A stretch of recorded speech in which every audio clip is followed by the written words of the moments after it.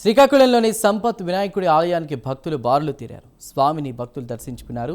ఉగాది రోజు ఆలయంలో భక్తులు ప్రత్యేక పూజలు చేశారు. భక్తుల రద్దీతో ఆలయ ప్రాంగణం కిక్కిరిసిపోయింది. మరింత సమాచారాన్ని మా ప్రతినిధి బాలకృష్ణ అందిస్తారు. తెలుగువారి సంస్కృతికి సాంప్రదాయాలకు అద్దం పెట్టేలా ఈరోజు ఉగాదిని పురస్కరించుకొని శ్రీ విజయ గణపతి ఆలయంలో ఉన్నాం, శ్రీకాకుళం టౌన్లో. అయితే ప్రధానంగా ఈరోజు చూస్తుంటే భక్తులు కోలాహలంగా వస్తున్నారు. ఈరోజు ప్రధానంగా ఏంటంటే 365 రోజుల్లో ప్రప్రథమ పూజ వినాయకుని పూజ కదా, వినాయకుని దర్శించుకుందామనే ఉగాదిని పురస్కరించుకొని నిర్వాహకులు ఉన్నారు.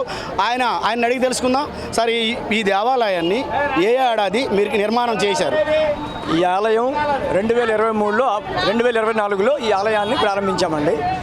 ఇప్పుడు ఈ సంవత్సరం ప్రత్యేకత పరాభవ నామ సంవత్సరం. స్పెషల్ ఏంటంటే ఈరోజు స్వామివారికి ఎర్ర మందార పువ్వులు కానీ ఎర్ర పువ్వులు తర్వాత గరికతో పూజ చేసి ఆలయంకి వచ్చి పూజ చేయమని చెప్పి ఒక పెద్దవాళ్ళు ఎవరో చెప్పడం వలన అశేష జనావళి వచ్చింది ఈరోజు. అంటే ఎప్పుడు కూడా ఎంత కోలాహలం అనేది కేవలం వినాయక చవితి నాడు చూసే మేము ఈరోజు అంతకు మించి కనీసం ఇప్పటివరకు నాకు తెలిసి 5,000 మంది వరకు దర్శనం అయిపోయిందండి, చేసుకున్నారు.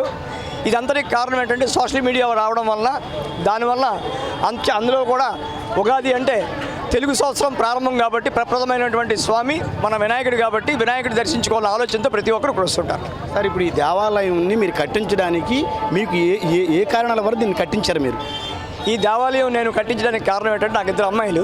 నాకు అబ్బాయి పుడితే నేను దేవాలయం కట్టిస్తానని కోరుకున్నాను. స్వామి నాకు అబ్బాయిని ఇచ్చారు. మా అబ్బాయికి కూడా ఇప్పుడు 22 సంవత్సరాలు, ఇది 23 సంవత్సరాలు అయింది.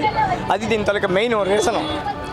ఇప్పుడు హరిగారికి ఉదయం ఏకోజాము నుంచి సుమారు ఎంతమంది వచ్చుంటారు? ఈరోజు ఉదయం 5 గంటలకి తీయడం జరిగిందండి. ఇప్పటివరకు మా అంచనా ప్రకారంగా 10,000 మంది దాటి వచ్చారు. 10,000 మంది తక్కువ.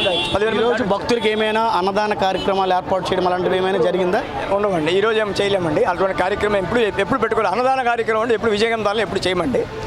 మేమేంటంటే మరొక వచ్చే ఏప్రిల్ 1 నుంచి 60 రోజులు ఉచిత మజ్జిగ పంపిణీ ఎప్పుడు కూడా చేస్తున్నాం కదా, 13 సంవత్సరాలు చేస్తున్నాం.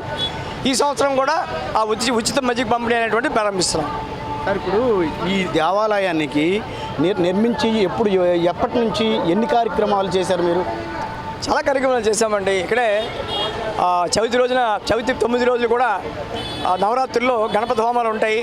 అలాగే ఒకరోజు స్వామివారికి పుష్పాభిషేకం ఉంటుంది. అంతేకాకుండా ఆంధ్రప్రదేశ్, తెలంగాణ రాష్ట్రాల్లో మొట్టమొదటిసారిగా 9 రోజులు గణపతి మాల అనేది ఇక్కడే ప్రారంభం చేసాం. ఈ 9 రోజులు కూడా గణపతి నవరాత్రుల్లో మాలాధారణ చేసి ఇక్కడ మళ్ళీ మాలతో ఒకటే చేసి ఏర్పాటు చేస్తున్నాము. ఎందుకంటే మళ్ళీ దూరం వెళ్ళే ఇబ్బంది లేకుండా మాలాధారణ చేయడం ఇక్కడే, మాలతో మరి విసర్జన కూడా ఇక్కడే అవుతుంది. ఈ కార్యక్రమం అత్యంత ముఖ్యమైనది. అంతేకాకుండా ప్రతి మంగళవారం పాలాభిషేకం ఉంటుంది. ఆ పాలాభిషేకం చేసిన పాలు అనాథ శరణాలయానికి పంపిస్తామండి. ఉగాది పురస్కరించుకొని విజయ గణపతి దేవాలయంలో అయితే భక్తులు ఈ రోజైతే దీప నైవేద్యాలతో స్వామివారికి ఆ ఆశీర్వాదం గురించి వెళ్తున్నారు. అదే అంగరంగ వైభవంగా ప్రారంభించడం అనేది శ్రీకాకుళం టౌన్లో జరుగుతున్నది.